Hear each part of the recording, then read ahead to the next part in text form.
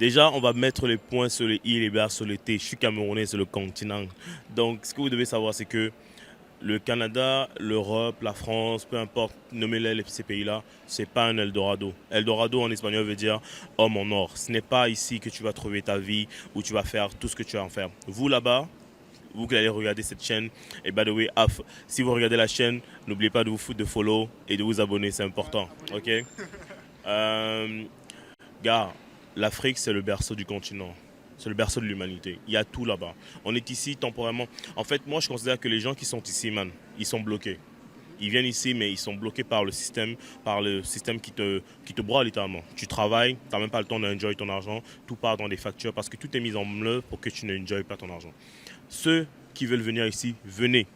Mais gardez à l'esprit que venez prendre l'argent, venez travailler l'argent pour réinvestir au continent.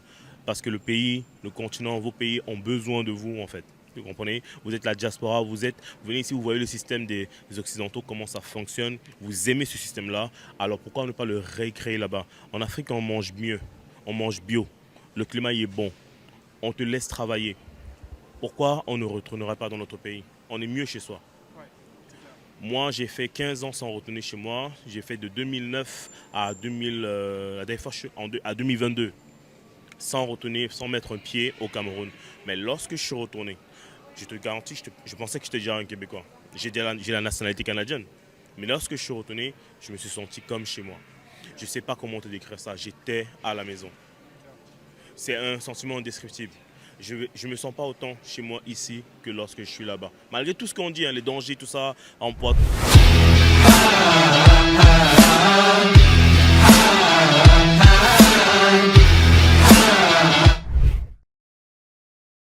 Qu'est-ce qui a fait que tu es venu au Canada, toi? Écoute, moi, ce qui a fait que je suis venu au Canada, c'était plus un concours de circonstances. Comme je te disais tantôt, hors caméra, c'était la résilience de ma mère. Beaucoup de personnes de la diaspora, certains sont nés ici. Pour ceux qui sont nés ici, voilà, c'était la vie qui a décidé ainsi. Mais il faut comprendre que pour ceux qui sont venus, qui ont immigré, qui ont traversé tout le processus immigrationnel, c'est un parcours du combattant en fait. Tu vois, il y a beaucoup d'entre eux qui viennent et qui passent par des circuits clandestins. Ils passent par le Maroc, le Nigeria, puis beaucoup d'entre eux meurent. Il y a beaucoup qui sont refusés. Et je te parlais tantôt de la persévérance. Ma mère, elle a été refusée plusieurs fois. Finalement, elle a persévéré. Elle est allée en France dans un premier temps, sans papier. Elle travaillait sous l'identité de quelqu'un d'autre. Elle était constamment en train de regarder à son époque parce qu'à l'époque, en France, là, si ils voient un noir, directement ils le contrôlent. Papier, identification. T'as pas de papier, ils t'amènent directement à l'aéroport. Elle a immigré en plus après ça aux Pays-Bas. Du Pays-Bas, c'est là qu'elle a fait les papiers. Donc, en vrai, gars, je suis le fruit d'une battante, gars. Je suis le fruit d'une armure. Ma mère, c'est mon rock. C'est une armure, man. C'est une femme incroyable. Est-ce que quand même c'est intéressant, au vu de l'évolution des choses au Canada, est-ce Ouais. que c'est toujours intéressant pour un Africain d'immigrer au Canada? Bien sûr, Dans le cas où tu gagnes bien ta vie en Afrique, est-ce que ouais. ça vaut le coup de venir au Canada? Non. Si tu gagnes bien ta vie au Canada, en Afrique, autant pour moi, il y a rien qui t'attend ici à part un regressement. Parce que non seulement, il ne faut pas oublier que l'Afrique est beaucoup. Il y a le mariage Europe-Afrique. Il n'y a pas le mariage Amérique-Afrique. L'Afrique est mariée avec l'Europe. Donc, si tu vas en Europe, mettons, tu as beaucoup plus de chances de voir tes diplômes être reconnus rapidement et pouvoir peut-être travailler dans le domaine dans lequel tu étais au pays. Mais tu vas très vite tomber dans une sorte de pattern où tu vas être dans le métro, boulot, dodo.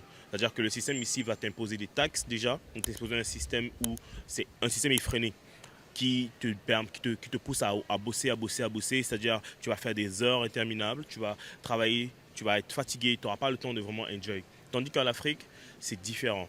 Je ne dis pas qu'on est plus paresseux ou que c'est un peu plus laxiste, mais tout simplement c'est que en Afrique, avec un petit, mettons là, c'est quelqu'un qui gagne un 100 000 par mois, 100 000 francs CFA ou 200 000 ou 125 000 par mois. Il peut payer son loyer, il peut payer la nourriture pour le mois, acheter un bœuf, découper le bœuf reste au congélateur, ça te reste pour le mois. Tu comprends ce que je veux dire? Il y a des manières, tu peux aller au village, tu peux aller dans les plantations, aller chercher, t'approvisionner directement. Le coût de la vie n'y est pas tant élevé que ça. Oui, il y a des gens qui meurent de faim, qui souffrent en Afrique, mais si tu es un peu malin, tu es débrouillard, tu peux t'en sortir. Surtout si tu as un bon salaire et tu as une bonne situation, en vrai, tu n'as rien à faire ici. Et dans quel cas, du coup, c'est intéressant pour un Africain d'immigrer au Canada? pour se former, pour chercher du savoir, parce que le savoir est une arme.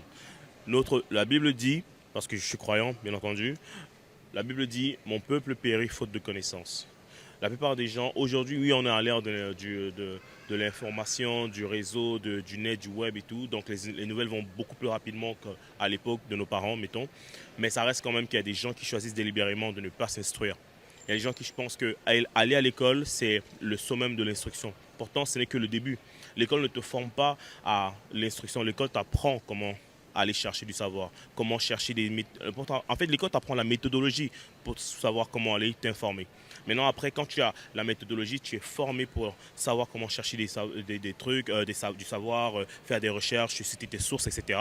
Mais maintenant, tu peux aller justement évoluer dans la société. Mais la plupart des gens se limitent à ça. Si tu viens en Europe et que tu as déjà une situation et que tu te cherches dans la vie, c'est viens ici, forme-toi, fais un métier, fais une formation, apprends comment le système fonctionne et comme je te dis, retourne au pays, appliquer ce que tu as appris.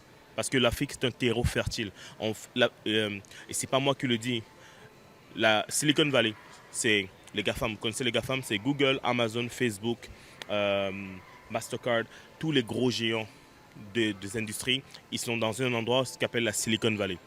Aujourd'hui, c'est un peu, on va dire, c'est pas que c'est trop tard, mais c'est un peu, disons, très tight d'investir dans ces genres de grosses compagnies-là. Tu vas faire des rentrées, mais ça ne sera pas comme au début.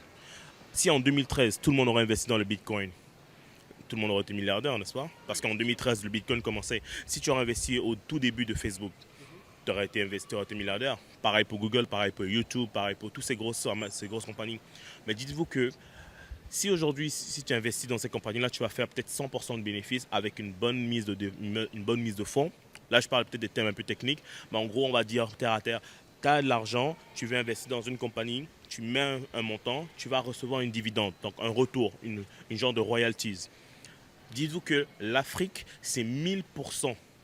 1000% de retour sûr à 100%.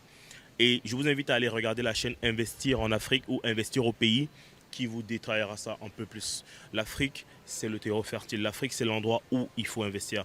C'est pas normal que les Chinois, les Pakistanais, les Américains, les Européens voient l'or que représente notre continent et nous, Africains, nous regardons vers leur continent pour voir leur continent à eux. Non, ils ne produisent presque rien du tout. Ils dépendent de nous. Si au jour d'aujourd'hui, on se décide, on se met en groupe et on commence à créer quelque chose de solide, on va devenir une puissance. On va devenir un continent sûr et fiable. C'est pas pour rien que tu vois des stars américaines commencer à revendiquer leur origine. Il y a des Nicki Minaj, des Cardi B par-ci qui veulent devenir africaines, qui revendiquent leur nationalité ghanéenne, nigérienne. Pourquoi à ton avis? Pour être sûr d'être dans le bateau. Pour être sûr que quand l'Afrique va percer, parce qu'ils savent que ça va percer, mais la question de savoir c'est est-ce que ça va percer grâce aux Africains ou grâce encore à l'aide des Blancs? Quand je t'entends parler, je sens que tu es un fervent défenseur de l'Afrique, en pro-Afrique. Ça Du fait coup. peut-être 2 ans que j'ai ouvert les yeux. Je te promets, j'étais persuadé parce que quand je suis arrivé ici, comme je t'ai dit, j'avais 9 ans. Moi, je quittais l'Afrique, j'étais encore 100% dans le, Afrique proud. Et là, je voyais des choses. Ma famille a fait plein de crasses à ma mère. Ma mère a essayé de lancer des business en Afrique. Elle a essayé de lancer des voitures, lancer une compagnie de construction, lancer une compagnie de transport. Ils ont tout mangé l'argent. Ils ont fait la même chose à mon grand frère. Donc, j'ai commencé à développer une haine profonde contre mon propre pays, le Cameroun. Je commençais un peu à renier mes origines. Je ne voulais plus y retourner. J'ai une amie qui s'appelle Stacy, une burundaise. Stacy Badagengala, si tu regardes ça, Charlotte à toi. C'est elle qui m'a ouvert les yeux, mais ça a été à coup de travail.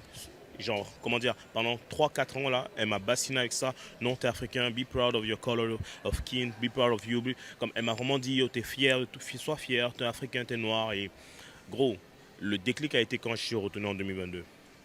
J'avais déjà commencé à voir un peu ce justement, comme tu as dit, ce panafricanisme-là.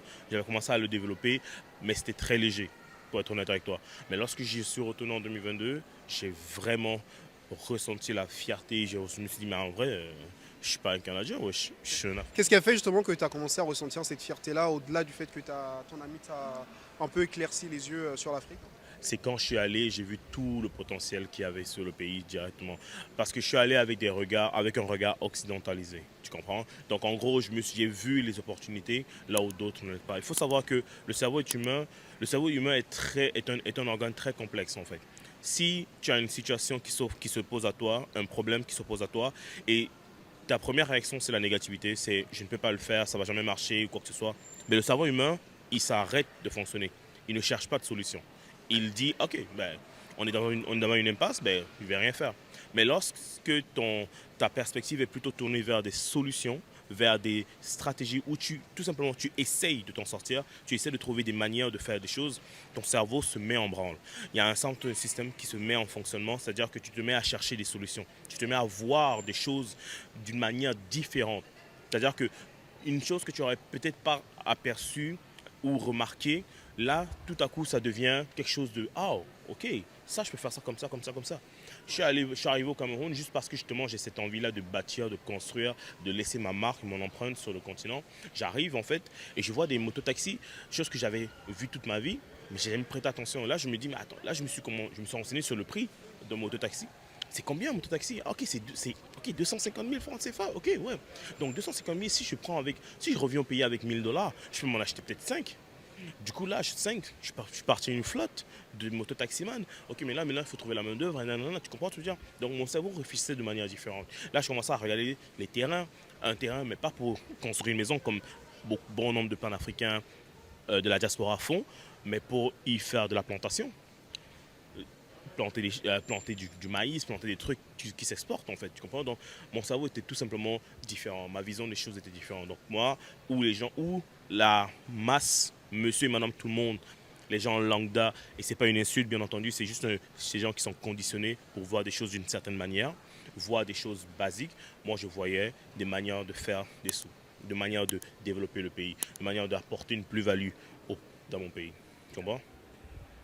Très très bien. Alors je trouve ça super intéressant, effectivement, quand tu changes de façon de voir les choses, Ouais, tu commences à voir les opportunités. Donc c'est ouais, ce que tu as vu du coup en arrivant là-bas. exactement, Et donc ça t'a donné envie de retourner investir en Afrique, hein. exactement. Mais est-ce que tu ne penses pas que c'est plutôt justement aux Africains qui sont sur place, hein, d'avoir accès à ces opportunités-là? Parce que oui, c'est facile de venir avec 1 000 $ de l'extérieur, hein, d'acheter 5 motos, Mhm, d'employer des gens.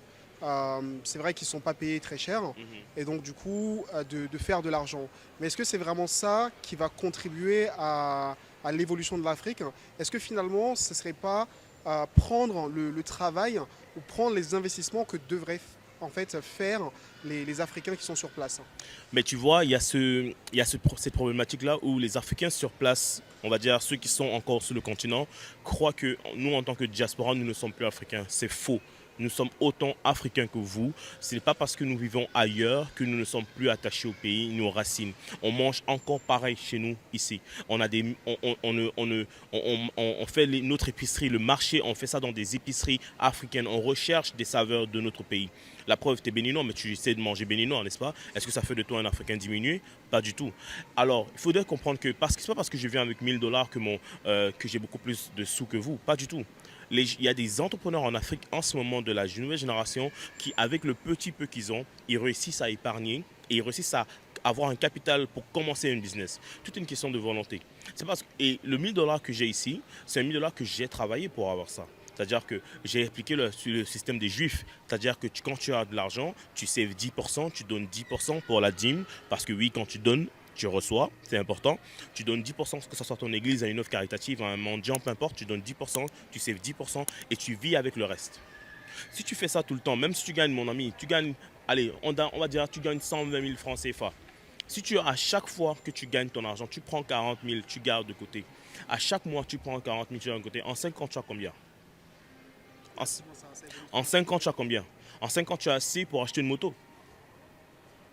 Bien sûr. Donc ça veut dire que les Africains qui sont sur place, hein, ils peuvent déjà économiser et réussir à lancer ce type de business, Bien hein, sûr, qui leur sont accessibles. bien sûr. Mais est-ce que du coup c'est une bonne chose que la diaspora, donc, qui a accès à beaucoup plus de capitaux, est-ce que c'est une bonne chose que les personnes de diaspora rentrent en Afrique pour lancer ce genre de business? Est-ce que ce genre de business ne devrait pas plutôt être laissé aux Africains qui sont sur place, qui travaillent déjà dur pour économiser de l'argent? Parce que ça reste quand même des petits business.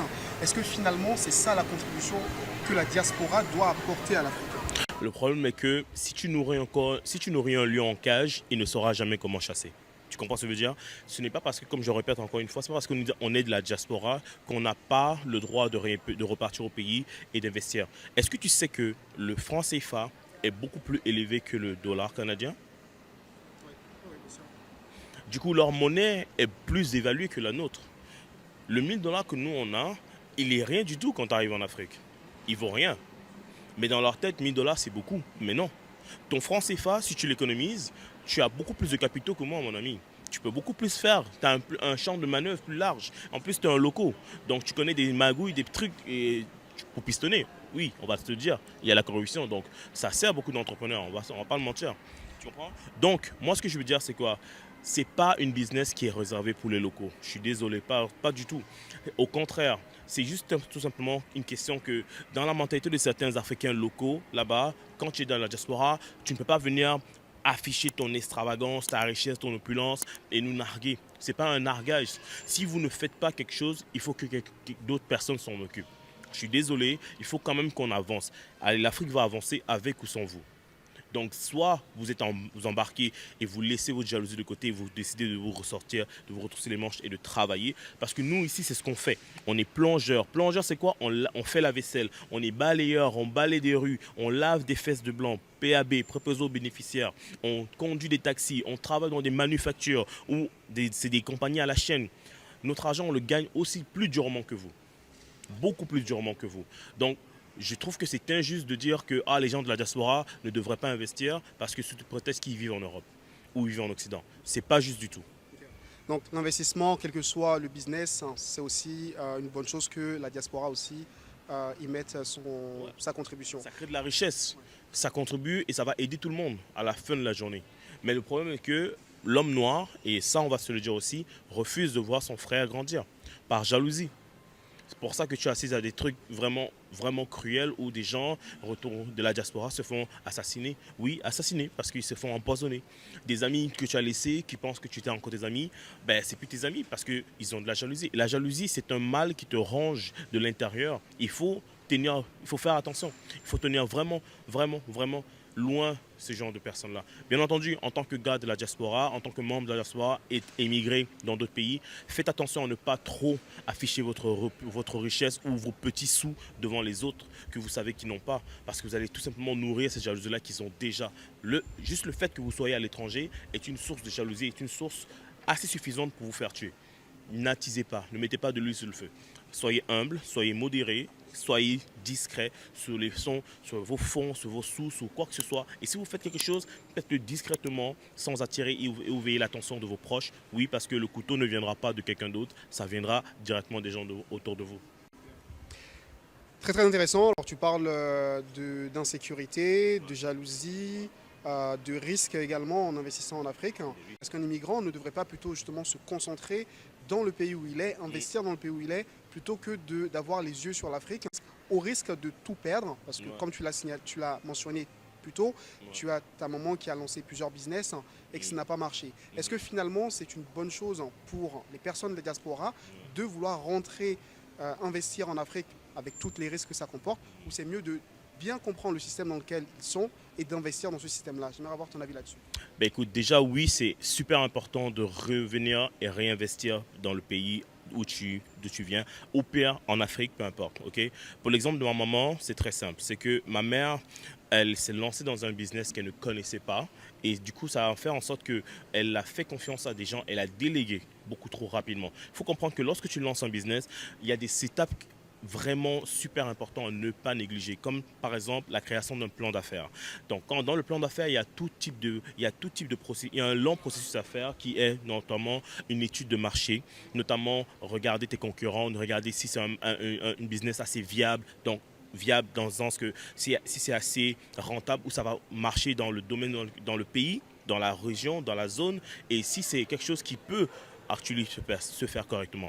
Deuxième erreur qu'elle a fait, ça a été de faire confiance à des personnes qu'elle savait aigries, qu'elle savait potentiellement gourmandes, égoïstes, qui veulent tout accaparer pour elle. Tu comprends ce que je veux dire? À une étape cruciale de la business, quand ta business est encore à l'étape de bébé ou c'est un nourrisson, il ne te viendrait jamais à l'esprit de donner ton nourrisson à un inconnu ou de laisser ton nourrisson trop longtemps chez ta sœur, même si c'est ta sœur, parce que le nourrisson a besoin de sa mère pour s'allaiter, pour manger, n'est-ce pas? Pourquoi tu ferais ça pour ta business? Pourquoi tu confierais les clés de ta business, les clés de ton futur royaume aussi facilement à des gens? Le problème de certaines diasporas, c'est qu'ils font des affaires à l'étranger, mais ils restent à l'étranger sans pour autant se déplacer. Écoute, si tu veux que ta business fonctionne, tu as besoin d'être sur place. Non seulement un, pour tâter le terrain, non seulement deux, pour regarder les potentiels partenaires et surtout pour t'assurer que tu ne te fasses pas voler, pour t'assurer que ton business plan est en concordance avec la réalité sur le terrain. Tu comprends ce que je veux dire? Parce qu'une business plan, c'est ta business en forme papier. Donc, et là, maintenant, il faut que tu ailles sur le terrain pour valider que le papier, la théorie, est praticable sur le terrain. Donc, oui, en tant que diaspora, c'est important de travailler ici. Moi, je parle toujours de bâtir local. Donc, avoir des racines ici. Pourquoi? Pour pouvoir investir. Parce que si tu n'as pas d'attache, si tu n'as pas un système déjà qui te génère des sous ici, ça va être très difficile pour toi de partir 6 mois. Tu vas être difficile de partir 6 mois parce que tu as peut-être un emploi, tu as un patron, de patron, écoute, tu as des obligations qui t'attendent ici. Mais si tu as par exemple, tu as réussi à développer, à comprendre le système canadien, à comprendre le système des prêts hypothécaires, comment fonctionne un prêt hypothécaire. Prêt hypothécaire, c'est pour les maisons, mettons. Donc, tu achètes une maison, un triplex, mettons, des revenus à logement, des logements à revenus, autant pour moi. Tu en achètes un, ensuite tu en achètes deux. Bref, écoute, ça te prend peut-être 10 ans. Attends 10 ans, allez, on va dire même 20 ans. Tu le fais, mais c'est solide. Ça te génère des sous, ça te génère une rentrée.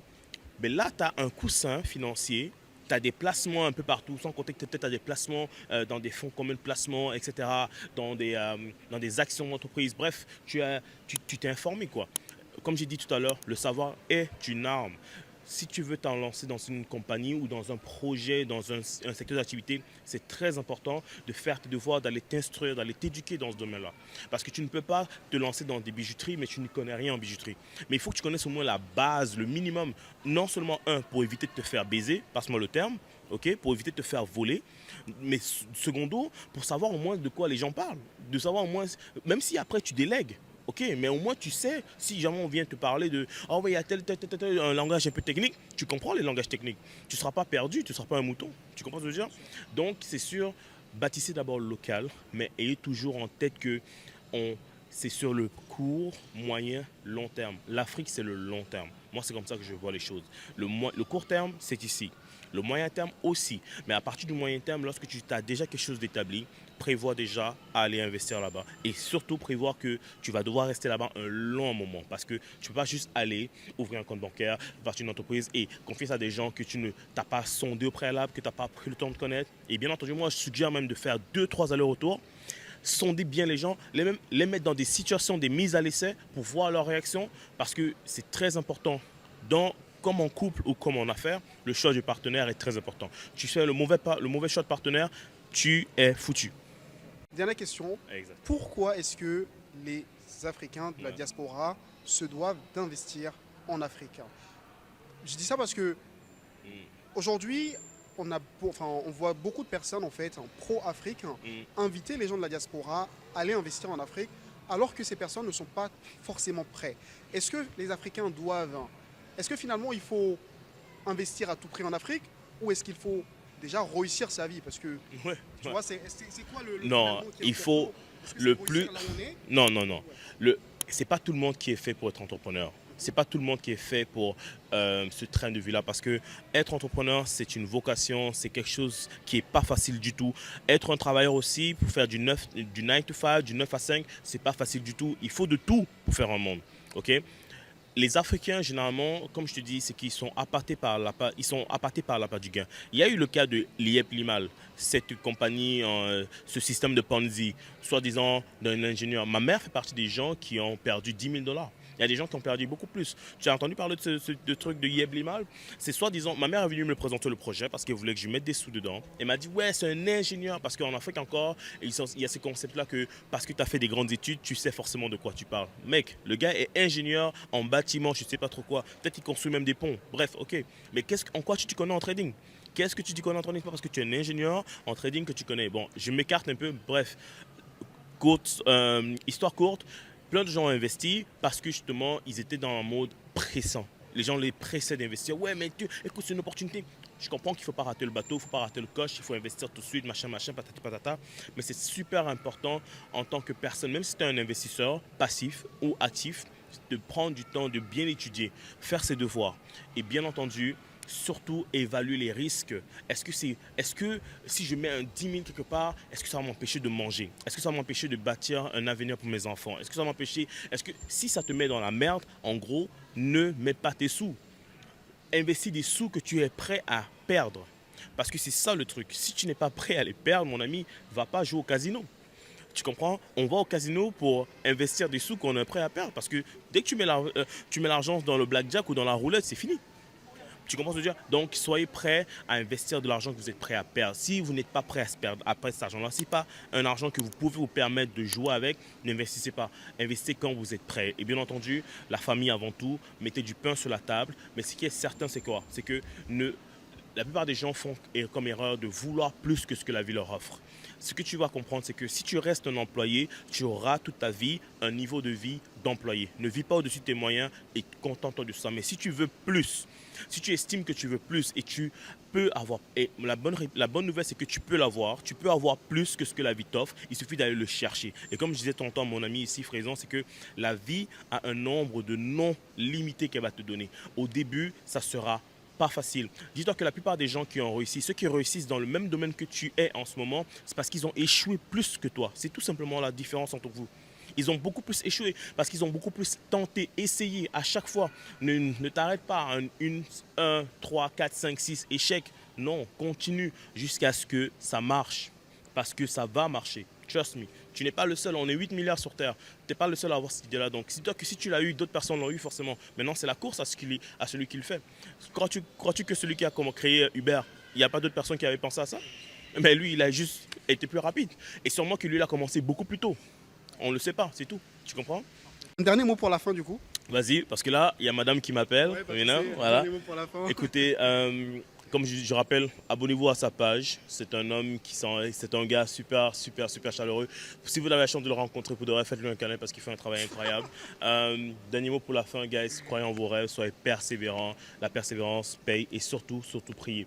Parce que trop souvent, on essaie de résoudre des problèmes spirituels avec des solutions humaines, alors que la solution se retrouve dans la prière. Priez, mettez toujours Dieu en priorité dans tout ce que vous faites et vous verrez que, gars, tout va bien aller.